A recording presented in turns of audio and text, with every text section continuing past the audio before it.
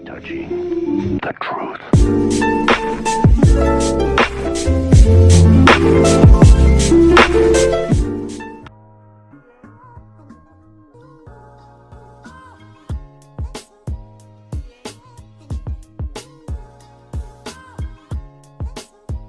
Hello everybody, it's Mr. Nintendo. I'm here with my buddy and co-host Nathan. How you doing, Nathan? Good! Welcome to episode 1 of our new podcast called Into the Pixelverse. We'll be covering a wide range of video game topics, and in today's episode, we are covering the one, the only, the indie sensation known as Five Nights at Freddy's. Now before that, I've got a very special segment that's been hotly requested for years. That's right, it's time for Q&A! Our first question comes from Nathan Brogner, who asked, what family member do you miss the most? Now, personally, I believe that anyone that God rids from your life, removes from your life, that person was not meant to be in your life. They were toxic, and you removed them for a reason. I think that's a really good point, actually. They have to be gone for a reason. My grandparents, they died. We did not mourn them. We tossed their bodies off the highway. Our second question is from Durflack, who asked, where's the CSGO video? Now, that's a little thing going on behind the scenes, so this is your little teaser, but that's going to be coming out soon. This next comment is by Spruck, who says, amazing video, man, thumbs up, want to do a collab? And then the next question is from Lucas Matos, who says, this is dope. Thank you, Lucas, that means a lot to me. It's great. Flarf asked, is Solgaleo a good striker? Sorry. Joey asked, this video sucks. And then Lucas Matos said, dope. Who's Lucas Matos? He's a big fan, apparently. Oh, this next question is from Joey. He said, which striker in Pokemon Masters does the most AoE damage? Which means area of effect. I'm getting back into the game and need to know who I should level up, Colony. Now, this might be a little controversial, but Cynthia and Mega Garchomp are actually the best AoE damage dealers right now in Pokemon Masters. The best strikers. Which, I mean, if you know Pokemon Masters, they go hand in hand. Yeah, just try him out, get him leveled up, get him to 120, and you will destroy. Now, Fast, I understand that it's not confirmed who Phone Guy is, but are there any theories that stand out to you? Would love to see your take on this. Please like, so Mr. Nintendo will see this. It means a lot of Flarf. So, the first theory we're going to go over is actually the first theory that came out on the Game Theorist channel. Now, they thought that Purple Guy is Phone Guy. Obviously, we know that's not true now, but it was still interesting at the time, and he had good reason to believe so. But now, of course, we know that the Phone Guy is a completely separate character from William Afton, aka Purple Guy. Now, the second theory I'd go over is that Phone Guy is the crying child's brother. It would explain a lot as to why the Phone Guy keeps working at these horrible establishments. And he did say his favorite character was always Foxy, and guess what mask he was wearing in FNAF 4? You betcha it was Foxy. Last theory, it's a stupid one, but I wanted to bring it up because people did believe it for a while. They thought that Freddy was the Phone Guy. And like, yeah, I mean, he doesn't always give you the best advice, but can you blame him? He's not a god. So our next question is from a guy named Force. He says, how do you feel about the conflict between the Palestinians and Israelis? The Israelites are disgusting monsters of unknown origin who have come to this world to plague us. The Bible always said that there would be an Antichrist, but they never said that it would be a singular person. And in fact, it is the entire group of those disgusting, dirt-eating mongrels. The next question from Slod. I have a couple questions, sorry. That's alright. How did you get so good at video games? I mean, first try, man, wow. Well, a lot of people will say, this is what they tell you. They say you gotta practice, eventually you'll get good. That's not true. I was born with a specific set of skills, and what one might call the gamer gene. I can instantly assess a situation, I can instantly do the perfect inputs, the perfect reactions to get the optimal output. The second question is, what do you think of an IRL first-person Mr. Nintendo video? That's interesting. I never thought about that, but that might be on my list. God bless you, Mr. Nintendo. Edit, I hope I made it into the video. You did. Alright. So now the Q&A is over. And if you want to ask more questions, you can leave them in the comment section below. And if we do another Q&A section in the next podcast, you might be in it. Now, Nathan, what do you think of the original Five Nights at Freddy's game? I think the original Five Nights at Freddy games is just cemented as a classic, basically, at this point. Is one of the best online MMORPG horror games of all time. Just because of not just the variety and the jump scares and the intenseness of the graphics, but also just the community and the amazing things that came out of it. And I really think that Phone Guy is Desk Man. Oh yeah. So now I'd like to go through each of the characters for each of the games. So obviously we're starting off with Freddy. Freddy is so scary. Now Freddy can come in two ways. One, he will traverse down the right hallway after night 3, starting with night 3.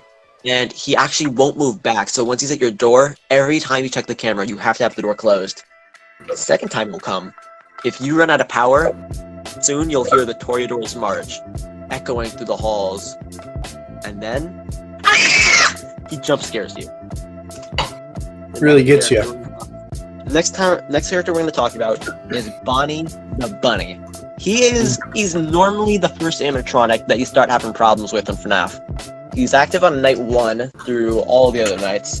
And he does similar things with Chica, but he branches out to the left. He'll come to your door, and then if you have your camera up while he's at your door, he will enter your room and kill you. Chica does the same thing, but from the right side. When they get to your doors, you have to turn on the light to see them, and then you can close the door, wait for them to go away. Now, what do you think about these two characters? I don't think they're that scary. I think Freddy's a lot more scary. That's interesting, because Scott Cawthon himself, the creator, said that he had nightmares about Bonnie for weeks afterwards. To be honest with you, Kyan, I mean, Mr. Nintendo, let's edit that one out. I think that if Scott has issues with any of the animatronics, I think that, seriously, he has an issue. He shouldn't be scared of these animals. They're just animatronics. He's making a children's game, realistically. And he needs to be a little bit more professional than that. He shouldn't let his work get to his mental performance. Personally, I was most scared of Chica. Chica was freaky. That is a scary one.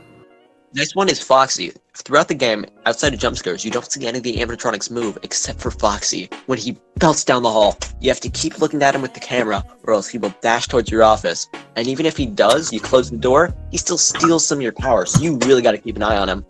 In fact, in 420 mode, 2020 mode, you only have to look at Foxy on the cameras, really. What do you think about Foxy? Foxy, honestly, one of my favorite animatronics, just to suit in general. Great colors and great shading, but not an awful lot of lore that's very interesting. I think that the fact we seen Foxy running down the hallway was something crazy, and really did a lot for the community to understand how the animatronics work. But other than that, nothing stand out about Foxy. I'll tell you what, though, with how scary that running is, the jump scare is just, it's underwhelming. It just leans into your office. There was actually a theory for a while that Foxy was a good guy, but I mean, let's be real. They're all scary animatronics. I mean, let's be honest. I think a theory that he is running to inform us that the other animatronics are coming to kill us, it's not too bad of a theory.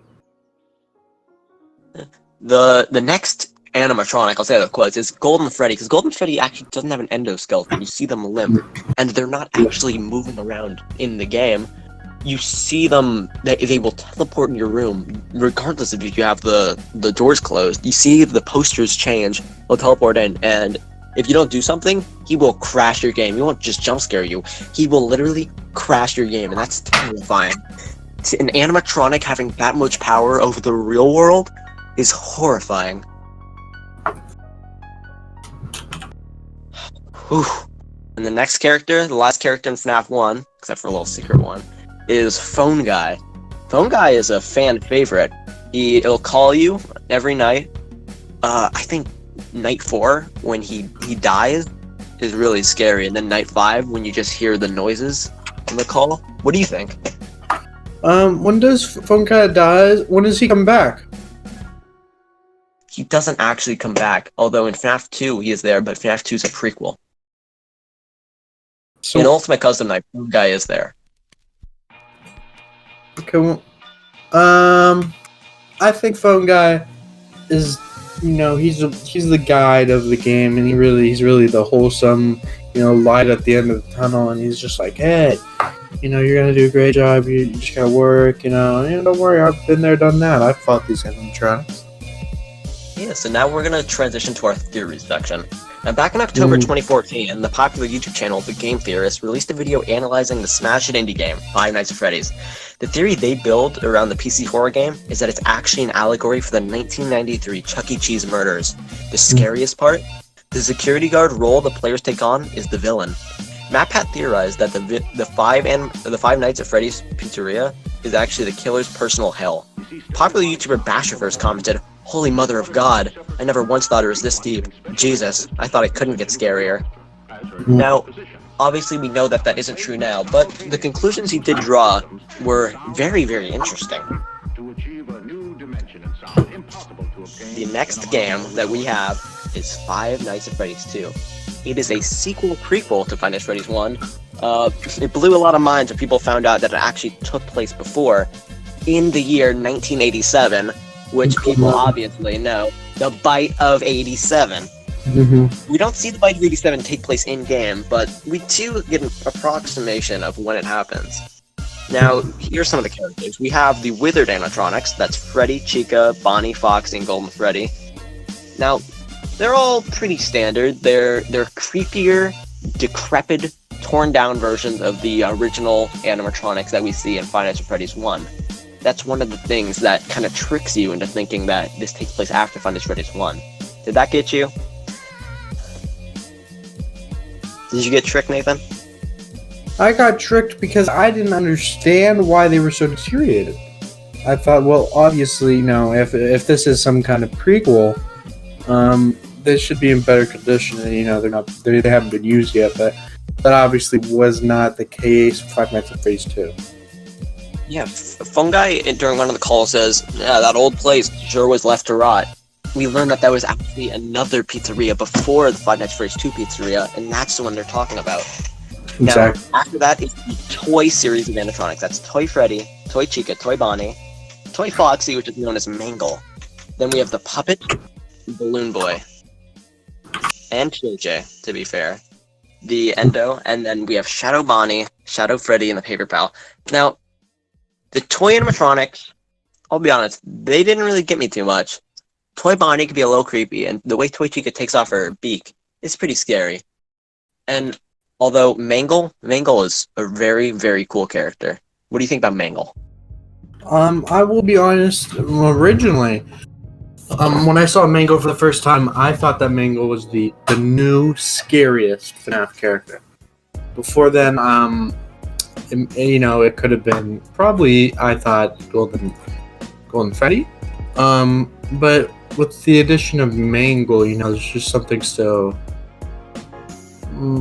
unsettling about him. Yeah, now, a lot of people actually believe that Mangle was the perpetrator of the Bite of 87, because for one, it's very erratic and janky. It's torn apart, put back together. Now also, when it attacks you, it goes through your frontal lobe, and it's the only animatronic with a sharp beak and a big enough mouth to fit in your head. And I think that is a great, great theory. I really, it makes so much sense. Next character, the Puppet, the Marionette, is really, really important for theories. Now, the Marionette is actually possessed by the ghost of the daughter of Henry. Henry was William Afton, Purple Guy's business partner, who started Fazbear Entertainment.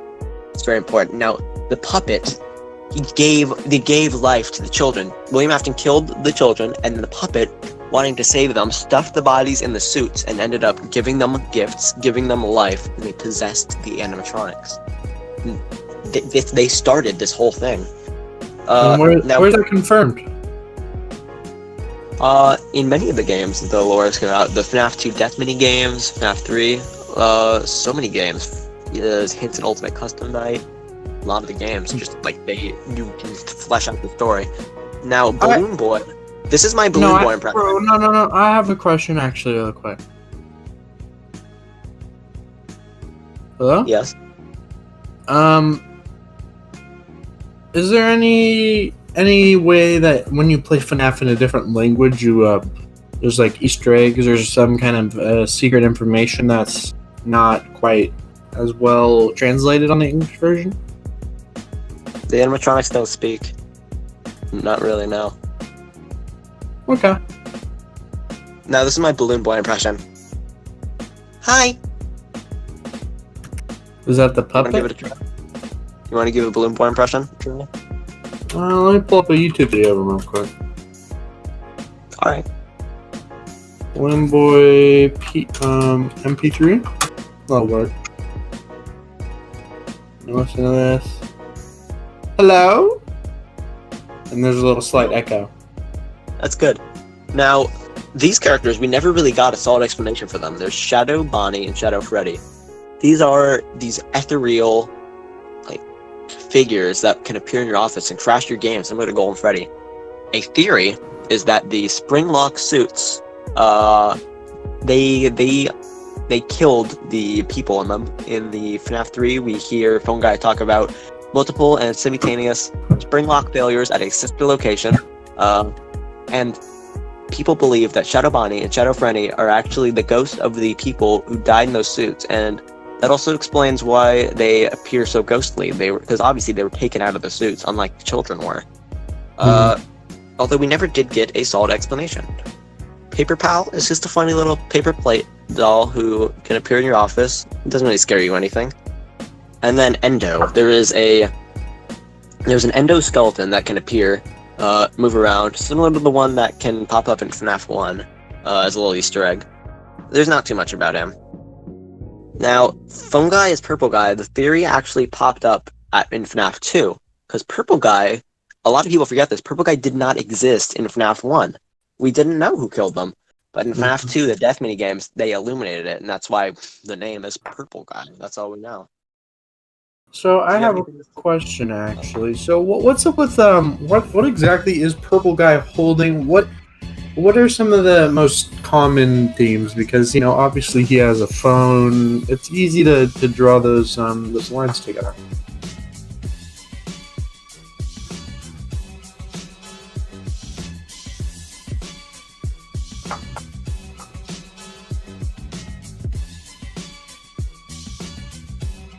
Hello?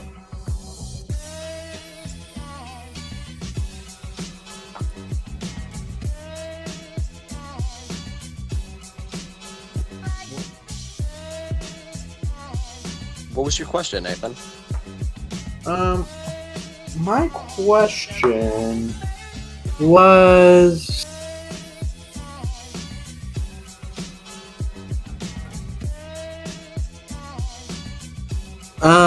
So what is Purple Guy holding? What are some of the popular theories for an alternative of what he's holding? Because it looks like a Theory phone. 1. Yeah, a lot of people thought that. People thought it was a phone. But why would he be holding a phone like that? A lot of people think that it could be like a taser. We see those in the game. Like some sort of rod, or what I would think is it's like a crank. Something to dismantle the animatronics, since that's what we see him do. I don't think it's a phone, personally, because that just wouldn't make sense. Now, as we transition to FNAF 3, do you have anything to add about FNAF 2?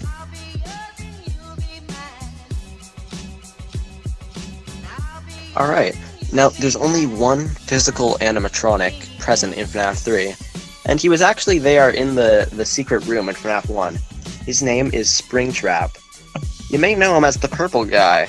He ended up perishing inside of the Spring Bonnie suit, and then he haunted it, and then from there, he goes on to haunt you as you take your shifts at Fazbear Fright. Outside of Springtrap, we also see the Phantom versions of some animatronics, because obviously they're not physically there. So Phantom Puppet, Phantom Mangle, Phantom Freddy, or Golden Freddy. I think it's Golden Freddy. Phantom Chica, Phantom Foxy, and Phantom Balloon Boy. Now, they can't be there to actually kill you, so when they jump scare you, all it does is mess up your ventilation, your cameras, or your sound systems. So that makes it easier for Springtrap to get to you. Now, Phantom Puppet is actually quite different. they will block your view of the screen hover in front of you for about like 15 seconds or so. And Phantom Mangle does something similar, where they will make radio sounds like static, and it will make it so you can't hear Springtrap coming. Do you have anything to add about FNAF 3? In FNAF 3, I think that there are some kind of hallucinations going on. With the burnt and tattered, the previous games on the pair, you know what I'm talking about? Yes. And the fact they can't kill the player is, it's kind of telling of what, story they're trying to paint with this game here in the third installation. Yes, now we actually know that at the end of FNAF 3, the character burns down Fazbear Fright to kill Springtrap to free the soul from the animatronic, but as we see by brightening the image at the end, they fail. Springtrap continues to live on. Now, the next game was a big departure from what people normally saw as a FNAF game. It was FNAF 4. The characters were Nightmare Fredbear, Nightmare Freddy, Nightmare Bonnie, Nightmare Foxy, Nightmare Chica, and then Plush Trap, which is a small plush version of Springtrap. And then there's also the non-canon Halloween DLC, which includes Jack-a-Bonnie, Jack-a-Chica, Nightmare Mangle, Nightmare Balloon Boy, and Nightmare Yon. Now, in FNAF 4, you actually are a child who moves around his room as nightmarish creatures close in on him. You can turn around, look at the bed, you can go to the closet, you could go to the left door and your right door. Now, a big thing in this game is sound. So, let's say you run to your left door. If you hear breathing, you have to close the door and wait for the animatronic to go away. If not, you flash your light down the hallway to see if they're there. A lot of the game goes by sound like that, and that's why it's so scary. You have to be so intent on every noise, so when the jump scare gets you, it really gets you. Do you have anything to add? Five Nights at Freddy 3... Wait... 4. Five Nights at Freddy 4, I think the Halloween style DLC was something really groundbreaking for the whole series in general. But Truly. I think that that it was awesome that we were changing locations into, seemingly the player's house, their home, and seeing that these animatronics are elsewhere, not just in the pizzerias. Yeah, now let's talk lore and theories. Now, one thing we see in this game is what people thought was the bite of 87 was actually the bite of 83, in which the crying child, the protagonist of the game, a small child, their brother and their friends, they put them up into the mouth of Fredbear, who is scared of, and Fredbear actually chomps down on his skull, crushing it, and seemingly killing him. Now, one of the theories that MatPat propagated is that this game doesn't actually happen. It takes place in the mind of a child in the hospital. In the game, you see an IV bag appear at times, and other, like a vase of flowers, things that you might see in a hospital. Now, obviously, these animatronics, they aren't real, but a theory that I subscribe to more, that has evolved more over time and more people believe now, is that the father of the crying child is William Afton, or Purple Guy, and he is making this child get brainwashed into seeing these nightmarish creatures so that he doesn't go to Freddy's, because he knows what happens there. Because that's where he kills his children, and that's where he gets his animatronics to kill the children. And he doesn't want that to happen to his son. What do you think? I think that maybe that could be true. I think that, the fear and he just really wants his son to understand that it's an evil place and that, we're not going there. Yeah, obviously, it doesn't work in the end. Now we have FNAF 5. Five Nights at Freddy's sister location. This is an even bigger departure, seeing you move through this underground facility, completing mini-games of sorts as you get further through the lore of this game. Now, the main character, one would say, the main animatronic, is Circus Baby. And the rest of the characters look like her. They have shiny, segmented bodies and faces, with like kind of a clown aesthetic going, including Funtime Foxy, Funtime Freddy, and Bon Bon, Biddy Bab, Mini Rena, and a little bit. Now, in this game, they do end up fusing to become another animatronic called Ennard, but that we'll count those as an extra one as well. Now, the thing a lot of people don't know is that Circus Baby is possessed by William Afton's daughter. Now, William Afton made these animatronics as a way to lure in, capture, and kill children. And he told his daughter to go away, but one day, as Circus Baby tells you, she was counting the children. She doesn't know why, but she's always counting the children. And one day there's one child in the room, and that's William Afton's daughter. And then seemingly out of her control, she makes an ice cream cone to lure the child in. And then once she gets close enough, just grabs her, puts her inside her body, kills her. And then she ends up possessing. Why would William Afton do this? Because he didn't want her to die, but that ended up happening because he's a bad father. Now, the main character of this game's name is Mike, also known as Eggs Benedict, who is also the main character in Five Nights at Freddy's 1, and most likely in Five Nights at Freddy's 3, possibly in 4. Now, this would make sense as to why he keeps coming to these Five Nights at Freddy's establishments and locations, because it's related to his family, and his sister is possessing this hideous animatronic. What do you think about it? I think that, this idea of haunting is a recurring theme in all of the Five Nights at Freddy games, and I think it's one of the best theories is that, just that these kids are being killed and then put into and haunting these animatronics that are going about and just causing chaos for everyone else. Now, this is where it gets very interesting. The character Michael Afton ends up getting his insides scooped out, and then all these animatronics I just mentioned, they fuse themselves and they get inside of his skin suit to try to become like human.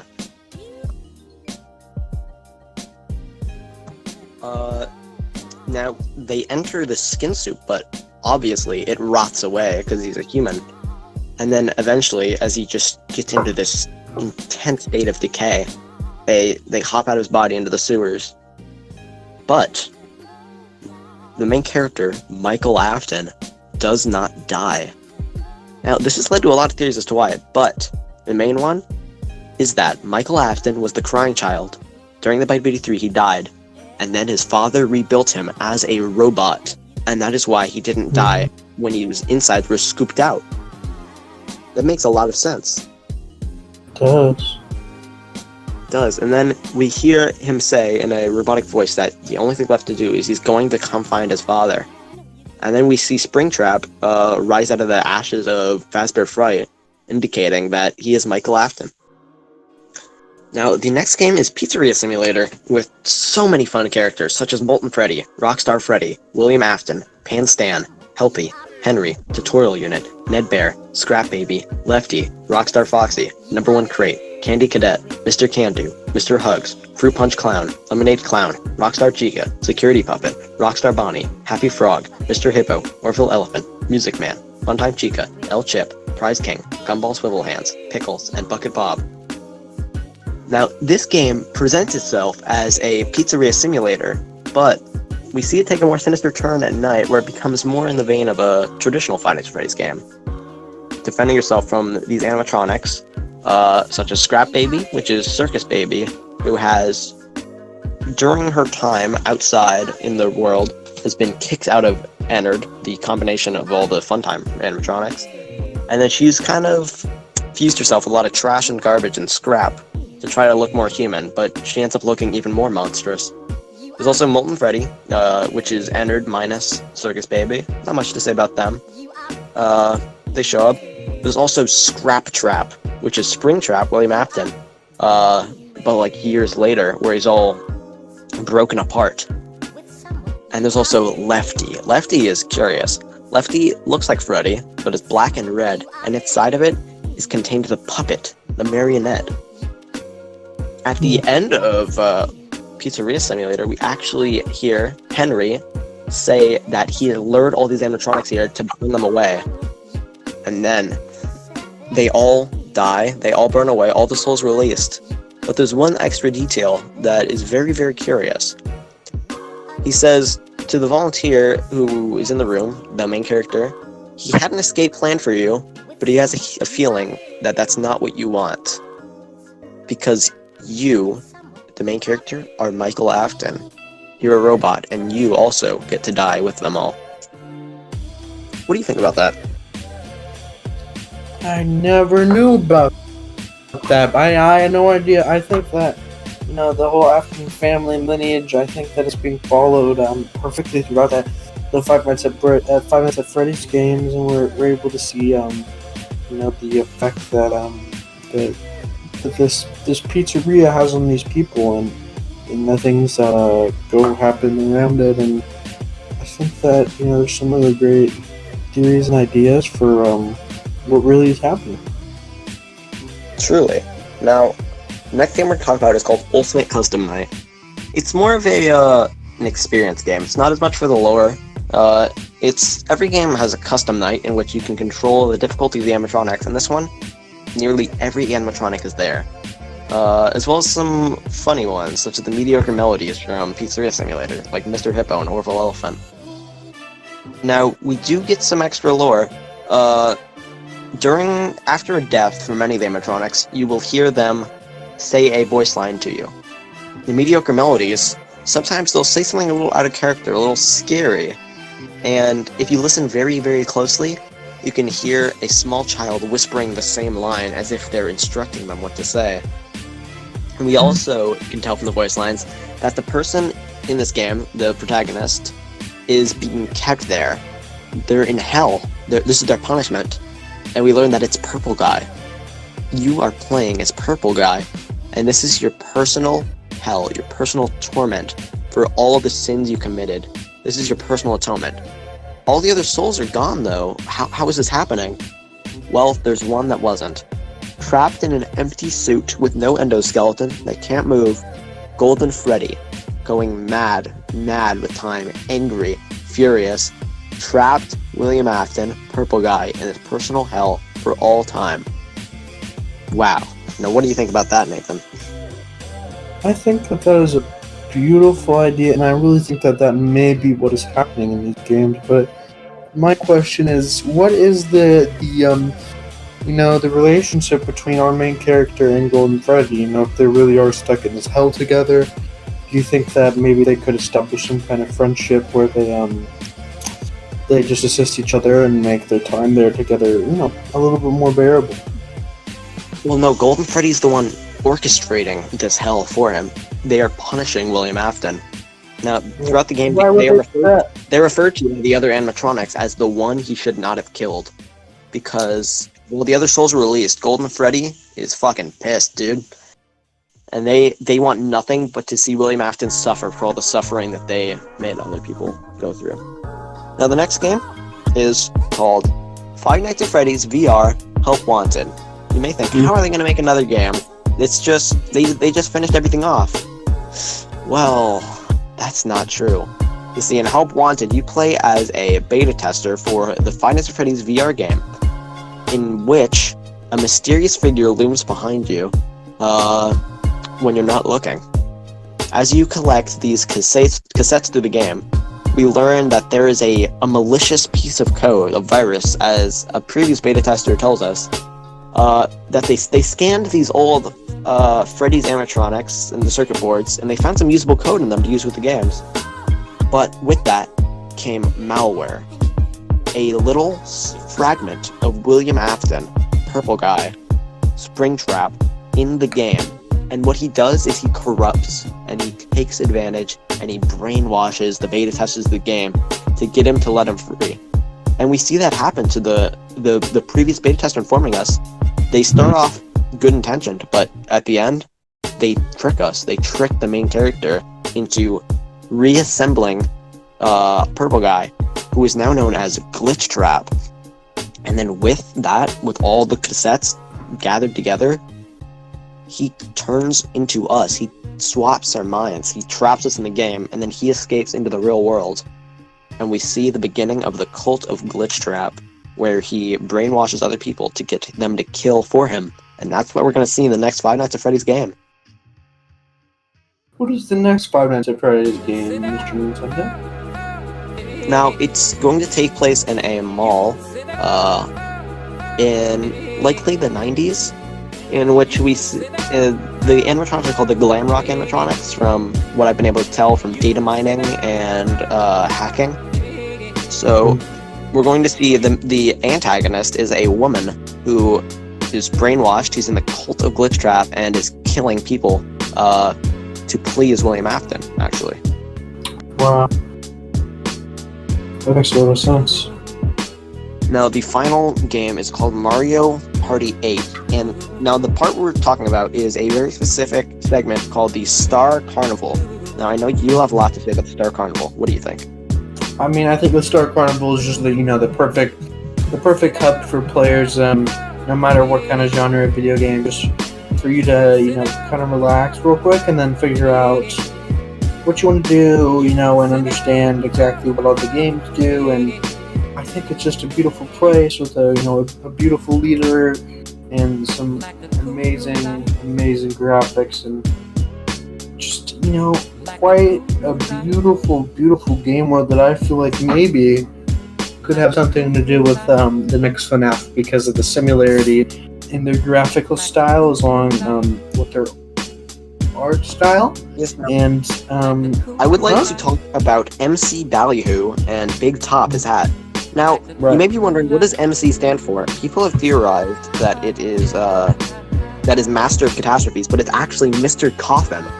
And what kind of hat does Freddy wear? A top hat, just like Big Top. Mm-hmm. So we actually know for sure that the Star Carnival is going to be involved in the next Five Nights at Freddy's game. It's interesting. Mm-hmm.